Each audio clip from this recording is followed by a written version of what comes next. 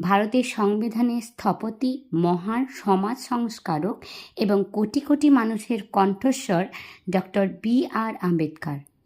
একটি সাধারণ পরিবারে জন্ম নিয়ে কিভাবে একজন মানুষ আধুনিক ভারতের ভাগ্য পরিবর্তন করে দিলেন। আজকের ভিডিওতে আমরা জানব বাবা সাহেবের জীবন সংগ্রাম ও তার অসামান্য অবদানের কথা।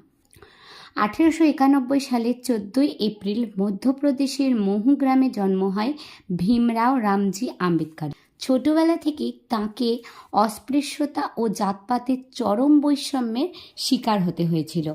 স্কুলে তাঁকে সবার থেকে আলাদা মাটিতে বসতে হতো এবং তৃষ্ণা পেলেও নিজে জল নিয়ে খাওয়ার অধিকার ছিল না।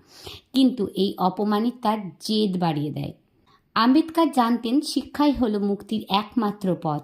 বরোদার মহারাজার সহায়তায় তিনি আমেরিকা ও ইংল্যান্ডে উচ্চশিক্ষা লাভ করেন। তিনি ছিলেন তার সময়ের অন্যতম সেরা শিক্ষিত ভারতীয়, যার কাছে অর্থনীতি, আইন এবং রাষ্ট্রবিজ্ঞানের অগাধ জ্ঞান ছিল। ভারতবর্ষে ফিরে তিনি দলিত ও পিছিয়ে পড়া মানুষের অধিকার আদায়ে নামেন। 1927 সালে মহৎ সত্যাগ্রহ ছিল তৃষ্ণার্ত মানুষের জলের অধিকারের লড়াই। তিনি বলেছিলেন, শিক্ষিত হও, সংগঠিত হও এবং আন্দোলন করো।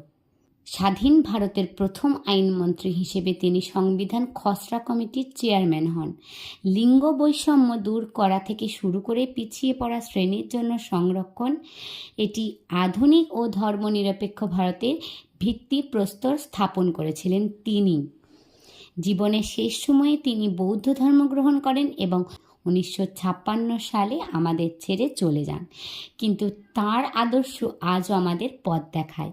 আপনি যদি বাবা সাহেবের জীবন থেকে অনুপ্রাণিত হন, তবে কমেন্টে লিখুন জয় ভীম।